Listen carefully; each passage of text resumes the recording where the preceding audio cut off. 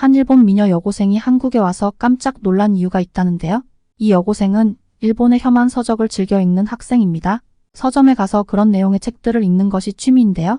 책에는 한국에 대한 온갖 좋지 않은 이야기들로 가득합니다.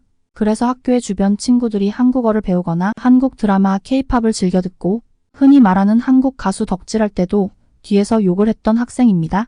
그런데 이 학생이 한국에 수학여행을 오고 난 뒤 크게 반성했던 글을 작성해 화제가 되었는데요. 무슨 일들이 있었는지 지금부터 알아보시죠. 안녕하세요. 저는 일본 도쿄에서 고등학교에 다니는 평범한 학생입니다. 아니, 평범하지도 않고 한국을 싫어했던 학생이죠. 그게 모두 한국에 대해 나쁜 이미지를 만들어내는 혐한 서적을 읽는 것을 취미로 가진 뒤에 생긴 이미지들이긴 했지만요. TV에 나오는 한국 사람들은 굉장히 멋지고 아름답고 키도 크고 마치 일본 사람들하고는 다른 유전자를 가진 사람들 같았죠. 제가 살고 있는 도쿄에는 많은 한국인 관광객들이 오는데요. 한국인 관광객들은 좋은 사람들이 대부분이지만 간혹 이상하고 나쁜 사람들도 있었는데요. 아무래도 그런 사람들 때문에 한국에 대한 안 좋은 인식들이 생긴 것 같아요. TV 속에서의 한국인들은 같은 동양인인 주제에 키가 커봤자 얼마나 더 크고 잘생기고 이뻐봐야 얼마나 더 이쁘겠냐는 생각을 가지고 있었습니다. 제가 보는 책에서 한국의 연예인들은 성형수술을 수십 번씩 하고 성형 부작용으로 죽지 않으면 TV에 나오는 것이라는 이야기들을 하기 때문에 그런 말들을 철석같이 믿고 있었죠. 도쿄에서 민폐 한국 관광객들을 볼 수 있는 저같이 평범한 사람들은 그 책의 자극적인 내용에 빠져들어 그 말들을 믿고 있을 수밖에 없죠. 그러다가 한국에 갈 기회가 생기게 되었는데요. 세계적인 전염병이 막을 내리는 시점에서 일본 학교들은 일제히 수학여행을 떠나기 시작했습니다. 전염병 이전에는 일본의 많은 중고등학교들이 한국으로 수학여행을 많이 갔었는데요. 전염병으로 인해 한동안 해외로 수학여행을 떠나지 못했는데요. 이번 기회에 저희 학교에서는 수학여행을 해외로 갈 기회가 생겼었습니다. 전교생을 대상으로 투표를 진행했는데요. 투표 내용은 이번 수학여행을 한국으로 갈지 일본에서 진행할지를 정하는 것이었습니다. 저는 당연히 한국 따위에 내 소중한 한 번밖에 없는 수학여행을 갈 수 없다고 생각해서 주변 친구들을 설득하기 시작했습니다. 그런데 거의 모든 친구들은 한국으로 꼭 수학여행을 가고 싶다며 한국 쪽으로 투표를 하겠다는 거예요. 저는 제가 즐겨보는 유튜브 채널의 내용과 일본 서점에서 제가 즐겨 읽는 책에 나오는 내용을 하나씩 소개하며 한국에 대해 나쁜 이야기들을 하기 시작했습니다. 흥미로운 주제에 다른 친구들은 놀라서 에에하는 반응이었습니다. 하지만 막상 투표 결과 95%의 학생들은 한국에 투표를 해버리고 말더군요. 저는 분했지만 한국에 가기 전에 한국의 허상을 깨부수겠다며 더 열심히 혐한 공부했습니다. 특히 제 또래 학생들이 관심이 많은 외모와 미용을 주제로 말이죠. 한국의 얼굴들이나 키 같은 것 따위는 TV로 조작된 것들만 나온다는 사실에 대해 초점을 맞춰 공부했습니다. 한국에 도착하자마자 길에서 만나는 흔한 외국인 오타쿠와 더럽고 까만 피부를 가진 한국 여자들을 보여주면서 내가 말한 게 이런 거야 라고 당당하게 친구들 앞에서 말할 계획을 가지고 말이죠. 그리고 감히 경제대국인 일본한테 대드는 모습이 얼마나 비참한지 TV에 나오는 일부 좋은 지역 말고 한국에 낙후된 모습을 볼 생각에 떨렸습니다. 마치 혼내줄 것을 벼르고 있다가 딱 잡아내서 혼쭐을 내주는 듯한 느낌으로 말이죠. 그리고 저는 친구 2명을 제 편으로 만들었습니다. 출발할 날이 다가오고 한국을 싫어하는 저희 셋은 한국의 허상을 볼 생각에 너무나 기대가 되었습니다.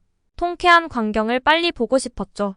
도쿄의 나리타 공항으로 가서 한국행 비행기 탑승을 기다렸습니다. 여기 공항에만 와봐도 도쿄 여행을 온 한국 사람들이 엄청 많았습니다. 나리타 공항 탑승 게이트 앞에 한국 사람들과 일본 사람들이 섞여서 비행기 시간을 기다리고 있었습니다. 일단 저희 반에서 키가 가장 큰 남학생인 소타는 키가 175cm였는데 그렇게 커 보이던 애가 한국 사람들 옆에 서 있으니까 너무 작고 왜소해 보이기 시작했습니다. 나이 많은 한국 사람들은 그렇다 치더라도 젊은 한국 남자들 중에서는 소타보다 키가 작은 사람은 없어 보였습니다. 다른 여학생들은 한국 사람을 구경하는 재미에 자기들끼리 소곤소곤하고 한국을 제일 좋아하는 마코는 한국 남자들한테 말을 걸고 있더라고요. 기가 막히는 장면이었습니다. 저희 삼총사는 한국에는 키 높이 깔창이 필수라더라. 전 국민이 성형을 하는 나라라며 욕을 하면서 비행기를 탔습니다.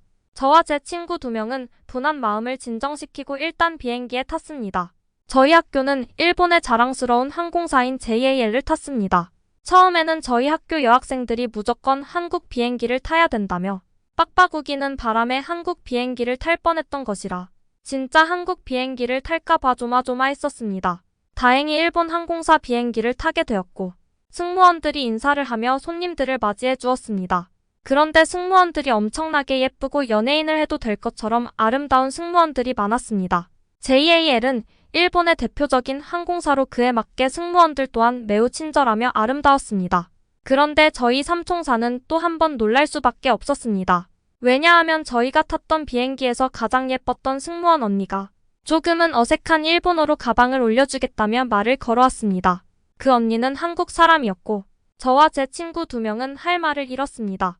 키도 크고 이렇게나 예쁜 사람이 한국 사람이었다니 너무나도 충격적이었습니다. 승무원 언니가 한국 사람이었다는 사실을 알고 난 후 저와 제 친구 사이에는 분열이 일어났습니다.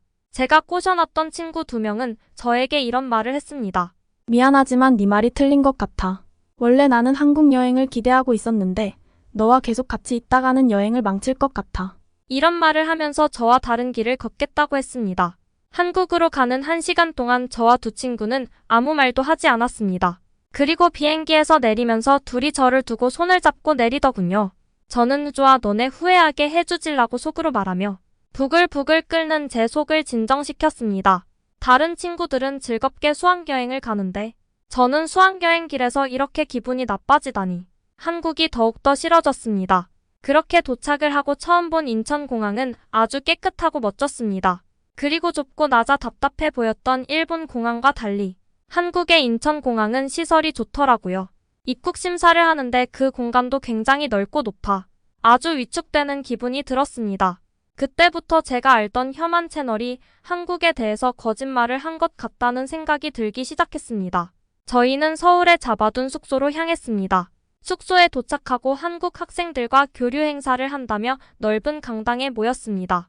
한국의 학생들과 간단한 인사를 하고 원형 테이블에 일본 학생 5명, 한국 학생 5명씩 10명이 한 팀이 되어 다른 테이블들과 대결하며 퀴즈 맞추기, 몸으로 말해요 등 일본과 한국 학생이 교류할 수 있도록 프로그램이 진행되었습니다.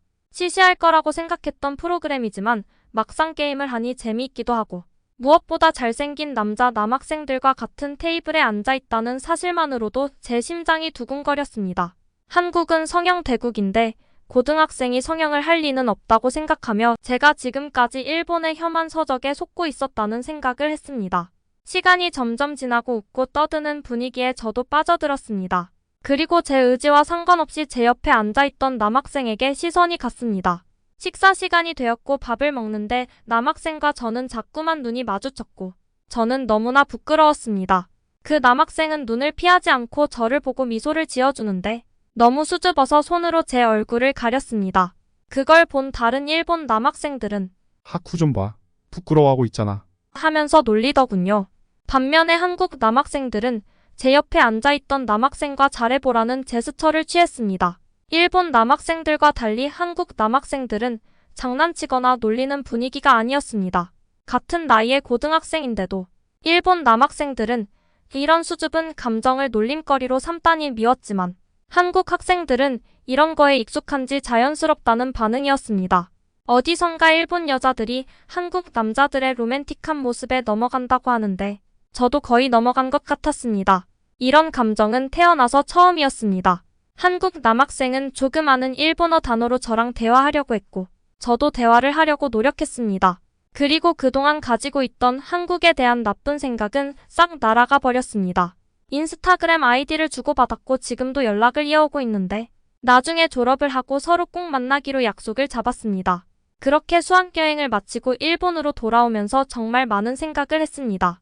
편협적인 시선으로 적힌 책들이 저같이 아무것도 모르는 사람들을 돈벌이로 삼는구나 싶었습니다. 한 번만 가서 경험해봐도 그 책들의 내용이 모두 거짓이라는 걸 알게 될 테니까. 한국에 가서 무사히 돌아오는 사람도 있지만 그렇지 못한 사람도 많다며 소중한 가족들의 얼굴을 다시 보고 싶다면 절대로 한국에 가지 말라는 말들이 엄청나게 많이 쓰여 있기도 합니다.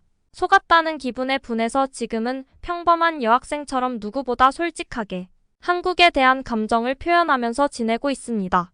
그리고 지금은 졸업 후 만날 한국 남학생과의 원활한 소통을 위해 한국어 공부도 하고 있습니다.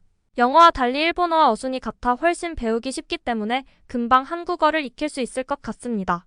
그동안의 부끄러웠던 행동을 숨기지 않고 지금은 인터넷의 혐한족들과도 댓글로 싸우고 있습니다. 한국을 꼭 경험해 보라는 말씀을 드리고 싶어요. 이렇게 하쿠라는 일본 여학생의 글은 끝이 나는데요. 이번에는 일본 네티즌들의 반응을 간단하게 살펴보겠습니다. 나도 한때 혐한을 한 적이 있었는데 한국 여행을 가고 나서부터 혐한에 대한 생각이 완전히 사라졌어.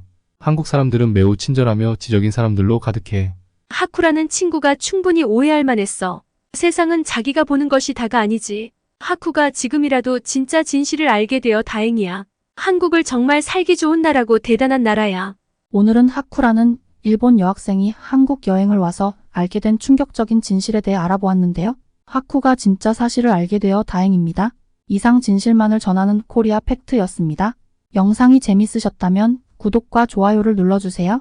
저에게 큰 도움이 됩니다. 감사합니다.